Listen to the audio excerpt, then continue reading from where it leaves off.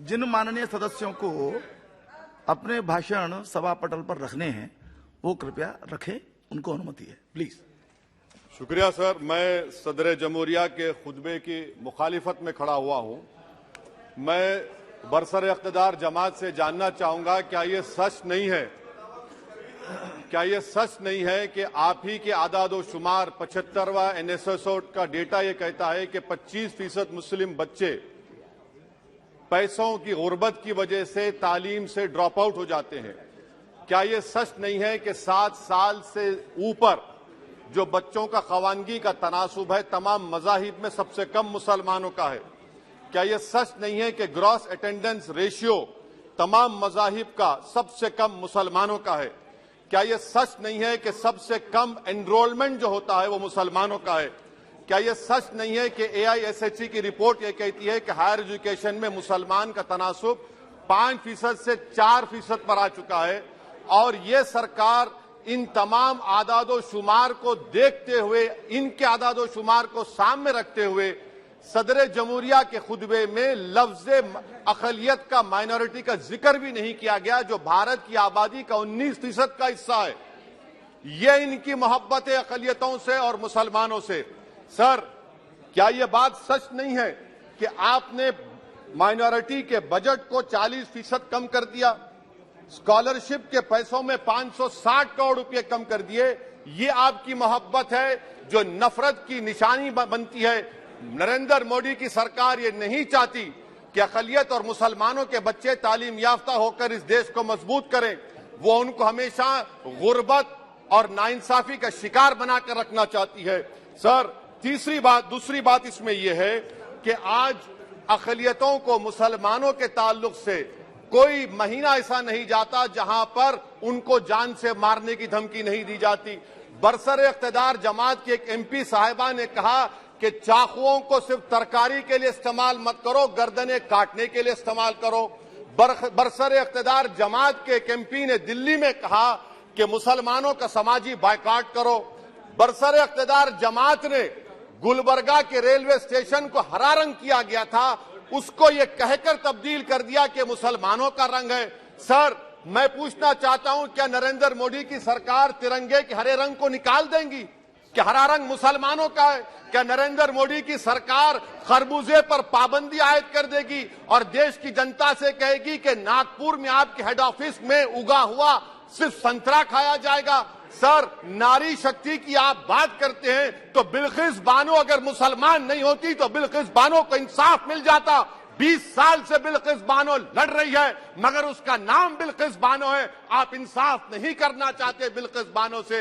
ये नारी शक्ति आपकी है। पसमानदा मुसलमान से आपकी मोहब्बत, दीजिए 1950 के प्रेसिडेंट ऑर्डर तरमीम करिए, दलित मुस्लिम का स्टेटस पसमानदा को दीजिए। आप नहीं देना चाहते। क्या मजहबी आजादी का उनको हक हासिल नहीं है? स्पीकर साहब, मैं मुसलमान हूं, मेरे बगैर ये मुल्क नामुकम्मिल है। मैं इस मुल्क का यरगमाल नहीं हूं, मैं इस मुल्क का कैदी नहीं हूं। मैं पूरे सिटीजनशिप की राइट को चाहता हूं और अभी चाहता हूं। कब आप बिहार के सुरजापुरी और कोल्हिया बादरी को कौमी OBC स्टेटस देंगे? स्पीकर साहब, दूसरी अहम बात मैं कहना चाह रहा हूं, चीन का जिक्र आपने किया। क्या प्रधानमंत्री अपनी जबान को जुम्बिश देंगे और चीन का नाम लेंगे? क्या आप चीन को डेमचौक और डेमसांग से उखाड़ कर फेंकेंगे? DGP कॉन्फ्रेंस में चेयरमैन साहब कहा गया कि 65 पेट्रोलिंग पॉइंट में से 26 पेट्रोलिंग पॉइंट पर भारत की फौज पेट्रोलिंग नहीं कर सकती है। चीन से आप डरते हैं। अरे, डिसएंगेजमेंट हुआ तो डी-एस्केलेशन कब होगा, डी इंडक्शन कब होगा? चीन से आप डरते हैं। 3 साल से चेयरमैन साहब 50,000 भारत की फौज हजारों फीट चोटियों पर बर्फ में खड़ी हुई है। देश के प्रधानमंत्री को क्या भारत की आवाम पर भरोसा नहीं है? भारत की फौज पर भरोसा नहीं है? अरे, चीन का नाम लीजिए वजीर आजम, डरिए मत चीन से। तीसरी पॉइंट सर, हमारे कानून के मंत्री चले गए। पैराग्राफ 79 और 82 में बेसिक स्ट्रक्चर पर, आईनी ओहदों पर बैठे हुए लोग बेसिक स्ट्रक्चर पर तनकीद करते हैं, लॉ मिनिस्टर कॉलेजियम पर तनकीद करते हैं। इस ऐवान में जब NJSE का बिल आया, मैं वाहिद MP था, अब याद होगा आपको, जो मैंने कहा था कि भारत के संविधान के खिलाफ होगा, बेसिक स्ट्रक्चर के। इंदिरा गांधी से सबक हासिल करना चाहिए। इंदिरा गांधी कहती थी कि जुडिशियरी मेरी पाबंद होना, अब नरेंद्र मोदी कहते हैं कि जुडिशियरी मेरी वफादार होना। इंदिरा गांधी ने 42nd अमेंडमेंट किया, देश की जनता ने इंदिरा गांधी को इख्तियार से बेदखल कर दिया। आप वही इंदिरा गांधी के इरा को ला रहे हैं। आप बताइए स्पीकर साहब, क्या ईसाई मानने वाले व्हाइट टेरर हैं? क्या ईसाई मजहब के लोग व्हाइट टेरर को फरोग देते हैं? आप बताइए। मैं यहां पर जजेस को तहफुज करने के लिए नहीं खड़ा हूं, मैं बेसिक स्ट्रक्चर की हिफाजत में बोल रहा हूं। मैं अदलिया की आजादी के लिए खड़ा हूं, मैं एग्जीक्यूटिव की आजादी के लिए खड़ा हूं, लेजिस्लेचर की आजादी के लिए खड़ा हूं।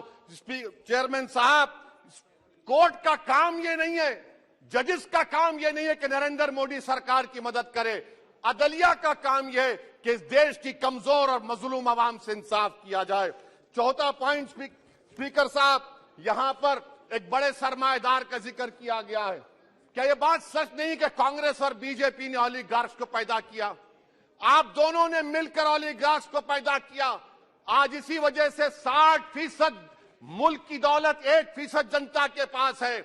आप दोनों ने बैठकर मलाई खाई और गरीब और नौजवान पिस रहा है।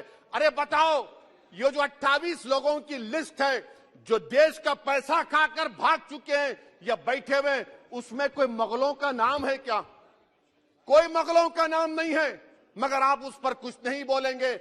संडेसरास कंपनी है 15,000 करोड़ नाइजीरिया और केनिया की कोर्ट में जाकर कहती है कि हम हिंदू हैं, भारत को आएंगे तो प्रोसिक्यूशन होगा। आपने कोर्ट में कुछ नहीं कहा, वहां पर एसआईटी आपने बनाई। मगर शुक्र है, मैं लाइटर वेन में कह रहा हूं कि हाइडनबर्ग अगर यहां होता तो यूएपीए लग जाता उस पर। और सर, मैं नरेंद्र मोदी सरकार को मशवरा दे रहा हूं लाइटर वेन में कि ये अंग्रेजी का अल्फाबेट ए बड़ा अशुभ है आपके लिए। डबल ए को आपने कहा कि बेटा फाइटर एयरक्राफ्ट बनाओ, बैंकरप्ट हो गया। अब कैपिटल ए को आपने 17 इंडस्ट्री दे दिए, हम पूरे विश्व में मार्केट कैप हमारा 5वें नंबर पर आ गया। सर, देश के प्रधानमंत्री से बताना चाह रहा हूं कि वजीर दाखिला का नाम भी ए से शुरू होता है। मैं खत्म कर रहा हूं। मैं स्पीकर चेयरमैन साहब, मैं सरकार से पूछना चाह रहा हूं कि क्या जनवरी 2024 और फरवरी में क्या ये सरकार थर्मो न्यूक्लियर ब्लास्ट करने जा रही है? क्या आपने हमारे अतराफ में देख लिया कि उसके अवाक़िब और नताइज क्या निकलने वाले हैं? चेयरमैन साहब, मैं आपको बता रहा हूं कि चीन के बारे में क्या हमको बीबीसी की की रिपोर्टिंग की जरूरत पड़ेगी, जिस तरह 2002 गुजरात के बारे में कहा गया।